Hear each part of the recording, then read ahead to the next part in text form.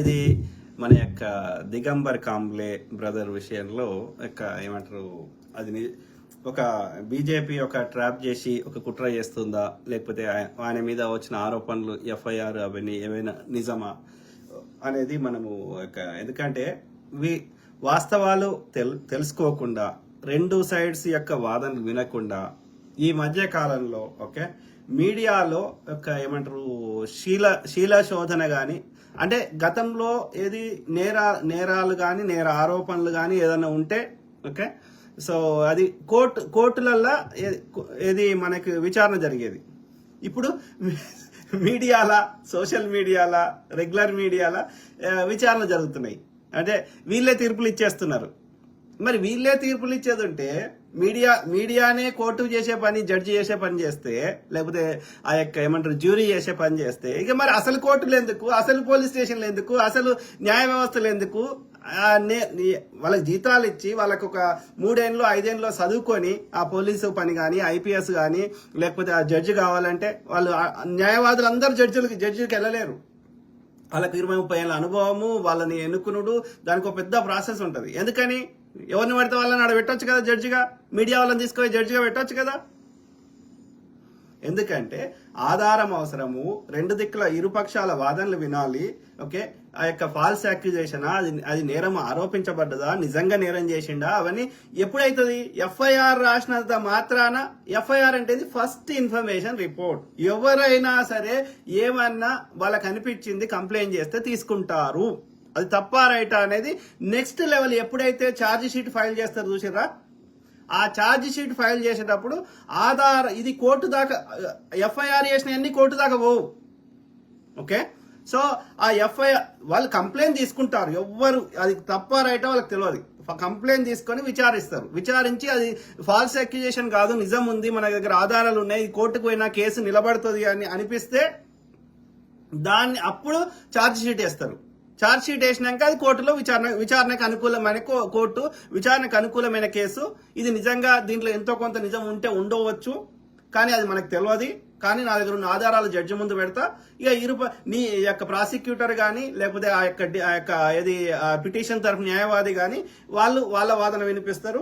ఈ యొక్క డిఫెన్స్ యొక్క అక్యూజ్డ్ కానీ, లేకపోతే యొక్క నిందితుడు కానీ, నిందిత పక్షాన న్యాయవాది కానీ తన వాదన తను వినిపించిన తర్వాత కొన్ని కేసులలో జ్యూరీ, కొన్ని కేసులలో జడ్జి ఫైనల్ వర్డిక్ట్ ఇస్తాడు. అంతవరకు దాకా ఇది ఒక ప్రొసీజర్. ఒక దోషికి శిక్ష వేయడం ఎంత ముఖ్యమో, ఒక నిర్దోషికి శిక్ష వేయడం కూడా అంతే నేరం అనేది మనకు వాస్తవం కూడా. నేను ఎలాంటి తప్పు చేయకుండా నన్ను తీసుకొని జైల్లో పెడితే నేను ఎంత బాధపడతా? నన్ను జైల్లో పెడితే నా కుటుంబ సభ్యులకి, నా పిల్లలకి నేను అవైలబుల్ లేకపోతే దాని ఇంపాక్ట్ ఎంత? వాస్తవం కదా. కాబట్టి దోషికి శిక్ష వేయడం ఎంత ముఖ్యమో, ఇక మన వాళ్ళు అంటారు రోడ్డు మీద అది ఇట్లనే కాల్ చేయాలి, చంపేయాలి. కాదు, అట్లా ఉండదు. అది బయట వాళ్ళకి చెప్పడానికి బాగుంటుంది. నీ దాకా వస్తే నీ మీద ఎవడో ఫాల్స్ అక్యూజేషన్ చేసి నీకు శిక్ష వేసిండు అనుకో, దానివల్ల నీకెంత ఇంపాక్ట్ అవుతుంది, నీ లైఫ్ ఎంత పోతుంది, నీ మీద ఆధారపడ్డ నీ పిల్లలు కావచ్చు, నీ భార్య కావచ్చు, నీ కుటుంబ సభ్యులు కావచ్చు, ఎంతమందికి నీకు నెగిటివ్ ఇంపాక్ట్ అవుతుంది.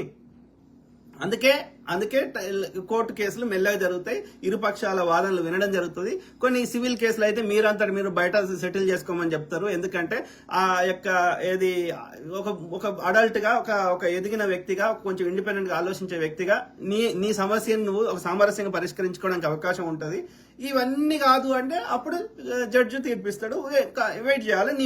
నీ జడ్జి ముందట, నీ యొక్క జ్యూరీ ముందట నీ వాదనని నీకు ఆ లీగల్ టర్మ్స్ తెలియకపోతే నీ తరఫున న్యాయవాది నీ తరఫున చెప్తాడు.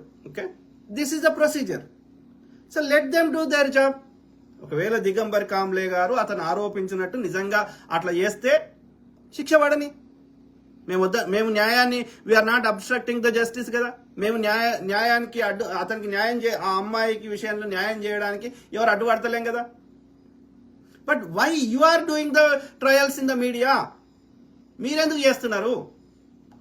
కోమలి అంబేద్కర్ అని పెట్టుకున్న సూర్యాపేటకు చెందినటువంటి మాల సామాజిక వర్గం చెందిన కోమలి అంబేద్కర్ అన్ని పైన రాసే కథ వేరు ఉంటుంది, కిందనేమో అన్ని బూతు బొమ్మలు, ఆడపిల్ల ఉండి అన్ని బూతు బొమ్మలు అన్ని షేర్ చేసే కోమలి అంబేద్కర్ గారు కావచ్చు, సూర్యాపేట వాసి అయిన కోమలి అంబేద్కర్ గారు కావచ్చు, లేకపోతే ఈ యొక్క అరుణా గోగులమంద అనే ఆమె కూడా మాల సామాజిక వర్గం చెందిన ఆమె, ఓకే, ఒక ఒంటరి స్త్రీ అయిన అరుణా గోగులమంద సామాజిక కార్యకర్త అని చెప్పుకునే ఆమె కావచ్చు, లేకపోతే ఆమె కులం నాకు తెలియదు కానీ N9 మీడియాలో పనిచేస్తున్న విప్లవశ్రీ గారు కావచ్చు, N9 మీడియాలో పనిచేస్తున్న రాకేష్ జర్నలిస్ట్ గారు కావచ్చు, ఇంకెవరైనా కావచ్చు. Okay, why you are taking the sides? FIR రాసినంత మాత్రాన, ఫోక్సో అని రాసినంత మాత్రాన జడ్జి తీర్పిచ్చిండా? Until the judge says he gives his verdict that he is a criminal అనేంత వరకు ఆయన నిందితుడు కాదు. ఎస్, విచారణలో భాగంగా, ఓకే, విచారణలో భాగంగా వీళ్ళు బయట ఉంటే, ఓకే, విచారణకి ఏమంటారు, ఆధారాలు తారుమారు చేస్తారు, మా విచారణని సరిగ్గా కొనసాగించే అవకాశం లేదు అన్న సందర్భాల్లో రిమాండ్లో పెడతారు. రిమాండ్లో అంటే ఆడ పోలీస్ స్టేషన్లో కానీ అక్కడ ఎక్కడైతే డిటెన్షన్ సెంటర్లో కానీ ఒక టెంపరీగా పెడతారు. జైలు శిక్ష వేయడం వేరు. జైలు శిక్ష అంటే ఆ తీర్పు వచ్చినాక 3 ఏళ్ళు 5 ఏళ్ళు జీవిత ఖైదు అట్లా పెట్టినప్పుడు వాళ్ళకి హ్యుమానిటీ గ్రౌండ్స్ మీద వాళ్ళకి ఫెసిలిటీస్, వాళ్ళకి ఒక బేసిక్ ఏవైతే రైట్స్ ఉంటాయో అవన్నీ ఇస్తారు, అక్కడ పని కల్పిస్తారు, అక్కడ డిఫరెంట్ ఉంటుంది వాతావరణం.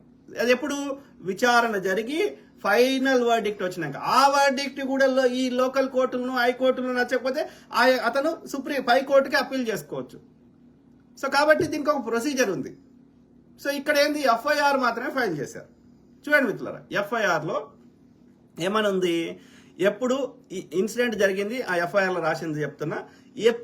ఏప్రిల్లో జరిగింది ఇన్సిడెంట్. ఓకే, 11 గంటలకని రాశారు. 11 అంటే పొద్దుగాలన రాత్రి తెలియదు. 17 ఏళ్ళ అమ్మాయి అని రాశారు. ఓకే, సో ఈమె ఏది ఒక 17 ఏళ్ళ అమ్మాయి ఏప్రిల్లో జరిగితే సెప్టెంబర్లో కేసు పెట్టారు రాత్రి 10:30కి 11కి. ఓకే, సెప్టెంబర్ మొన్న 24th రోజు. సో ఈ 5 నెలలు ఏం గడివి కింద ఈ ఆమె కానీ వాళ్ళ నాయన కానీ ఏదైనా నేరం జరిగితే with in 15 days or maximum 1 month లోపల అది కేసు పెట్టకపోతే, ఓకే, వాళ్ళు వాళ్ళు ఆ యొక్క ఒకవేళ నిజమైనా కానీ అది ఆ జరిగిన దాన్ని వాళ్ళు అంగీకరించినట్టు లెక్క.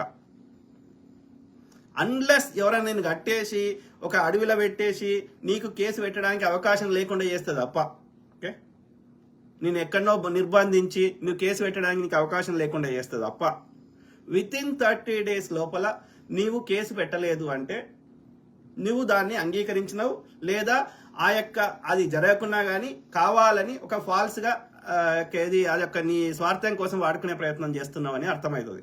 నేను not only this case, even 498A గృహహింస కేసులు 3 ఏళ్ళు 5 ఏళ్ళు మంచిగుండి 5 ఏళ్ల తర్వాత ఎప్పుడో ఏదో విషయంలో వచ్చి డైవర్స్కి సపరేట్ డైవర్స్ అయ్యే టైంలో గృహహింస కేసు పెడతారు. ఎట్లా జరుగుతుంది? నీకు ఏ రోజు అయిందో ఆ రోజు నువ్వు కంప్లైంట్ చేసినప్పుడే నువ్వు నిజంగా అది నొప్పి అయింది, నిజంగా అయినట్టుగా మనకు ఆధారాలు ఉంటాయి, ఏమైనా కేసు అదేమన్నా నిలుస్తుంది. నీకు తోచినప్పుడు ఆ చట్టాన్ని దుర్వినియోగం చేస్తా అంటే చెల్లదు. ఓకే, నాకున్న ఇంతో అంతో ఆయన గురించి అవగాహన ఉన్న దిగంబర్ కాంబ్లే బ్రదర్ విషయంలో ఆయన ఎక్స్టార్షన్ అనేది అందరు గాడిద, ఈ మీడియాలో ఉన్న వాళ్ళందరు గాడిద కొడుకులు చేస్తున్నారు. అన్ని మీడియా సంస్థలు ఆంధ్రానా తెలంగాణకు సంబంధం లేకుండా ఎవడైతే దోపిడీదారుడు ఉన్నాడో, ఎవడైతే అడ్డదారులలో భూములు కబ్జా పెడుతుండో, అడ్డదారులు సంపాదిస్తుండో, ఎవడైతే ట్యాక్సులు కడతలేడో, ఎవడైతే లంగకథలు పడుతుండో వాని దగ్గర వాని ఆధారాలు పట్టుకొని వాని దగ్గర 4 పైసలు వసూలు చేసుకుంటున్న వాళ్ళు అందరు ఉన్నారు. ఓకే, అది తీర్మానం మల్లన్న వేల కోట్లని ఆయనే చెప్పుకుంటుండు. సో 1000 కోట్లు కాకుండా 100 కోట్లని ఆయన ఎట్లా సంపాదించండు, ఎక్స్ట్రాక్షన్ చేసే సంపాదించండు బలవంత వసూలు. Okay, same thing with Raghu journalist, same thing with Andhra media channel అన్ని అంతే. ఓకే, ఆమె యొక్క ప్రాస్టిట్యూషన్ రింగ్ బయట పెడతామంటారు, డ్రగ్స్ కేసు బయట పెడతామంటారు, చూసి పెట్టకుండా బ్లర్ చేస్తారు, ఆ లోపల వాళ్ళతో డీల్ చేసుకుంటారు, కథం, వాళ్ళకి పైసలు రావాల్సిన వాళ్ళకి వస్తాయి, కథం. సో అట్లా దోపిడీదారు దగ్గర దోసుకుంటారు వీళ్ళు. సో అందులో N9 మీడియానో ఒక తీన్మార్ మల్లన్ననో ఇంకోడో ఎక్సెప్షన్ కాదు. That became normalised. ఓకే, కాబట్టి ఆ విషయంలో అందరు చేసేది వీళ్ళు కూడా చేసిండొచ్చు N9 మీడియా కూడా. ఓకే, అంటే దిగంబర్ కాంబ్లే విషయంలో కూడా. అదర్ దాన్ దట్ ఆయనకు భార్య ఉన్నది, పిల్లలు ఉన్నారు, ఆయన హార్డ్ కోర్ బుద్ధిస్ట్ ఐడియాలజీ ఉన్న వ్యక్తి. ఓకే, ఈ యొక్క మనువాదం మీద హార్డ్ కోర్ కొట్లాడుతున్న చాలా మంది వ్యక్తుల్లో దిగంబర్ కాంబ్లే గారు కూడా ఒకరు. ఓకే, సో ఆయన దిగజారి, అది కూడా ఫ్రెండ్ కూతురు 17 ఏళ్ళ అమ్మాయిని ఆయన తన భార్య పిల్లలు ఉండంగా వాళ్ళని కాదని ఈ యొక్క బుద్ధిస్ట్ ఐడియాలజీలో ఉన్న వ్యక్తి ఓకే ఆ కామం తట్టుకోలేక ఆ 17 ఏళ్ల పాపకి ఆమె ఆర్గాన్స్ ఆమె చెస్ట్ బ్రెస్ట్ ఎదగని అమ్మాయిని కక్కుర్తి పడి ఆ స్థాయిలకు చేయడానికి ఆయన సిద్ధంగా ఉన్నాడు అని అనుకుంటే నేనైతే నమ్మట్లేదు. I'm not believing in that okay that version of the story okay. So కాబట్టి ఆయన డెఫినెట్లీ నేనే 7 సముద్రాల అవతల ఉంటే నన్నే నా ఆర్థిక మూలాల మీద దెబ్బ కొట్టాలని ప్రయత్నం చేసిన వాళ్ళు ఎంతమంది, చేస్తున్న వాళ్ళు ఎంతమంది, ఇట్లా కావాలని అడ్డమైన అమ్మాయిల పేర్లు పెట్టి కానీ నిజంగా అమ్మాయిలతోటి కానీ ఈ బ్రాహ్మణ ముండలు కానీ ఓకే కావాలని మెసేజ్లు పెట్టేసి ఓకే వాళ్ళ మెసేజ్లకు రెస్పాండ్ కాకపోతే కొజ్జోడని ఇట్లా రకరకాలుగా ట్రాప్ చేసే ప్రయత్నం చేసి ఎందుకు చేస్తారు? కన్సిస్టెంట్ గా వీళ్ళ యొక్క ఆధిపత్యాన్ని, వీళ్ళ యొక్క మనువాదాన్ని, వీళ్ళ వివక్షని, వీళ్ళ చెత్తని, వీళ్ళ ఆవు ఉచ్చని పెండని పొద్దుగాలేస్తే నేను ఎక్స్పోజ్ చేస్తున్నా కదా, నా అంత గట్టిగా ఓడి మాట్లాడతలేడు కదా. సో 7 సముద్రాల అవతల నన్నే ఇంత టార్చర్ చేసినప్పుడు ఆడ N9 మీడియాలో పొద్దుగాలేస్తే ఈ చెత్తబాడుకోలకి మనువాదానికి వ్యతిరేకంగా పొద్దుగాలేస్తే వీళ్ళు అన్ని వీడియోలు కానీ అన్ని నరేషన్ కానీ చేస్తున్నప్పుడు వాళ్ళని టార్గెట్ చేయరని ఏమున్నదల్లా? N9 మీడియా అనేది దిగంబర్ కాంబ్లేది ఓకే. సో మిగతా వాళ్ళు రాకేష్, విప్లవ, శ్రీ వీళ్ళందరూ అలా పనిచేస్తారు అంతే ఓకే. ఈజ్ ద యొక్క ఓనర్ ఎవరు అంటే Digambar Kamble okay. So they are targeting him. ఇప్పుడు ఈ అమ్మాయి యొక్క తండ్రి ఇంటర్వ్యూ ఎల్లొస్తుంది? ఆ బాడక కేసులో దొరికినటువంటి ఈ యొక్క అంధభక్తులు ఉచ్చ బ్యాచ్ పెండ బ్యాచ్ అయిన బీజేపీ RSS గాడి కొడుకుల వీడియోలలో వస్తుంది.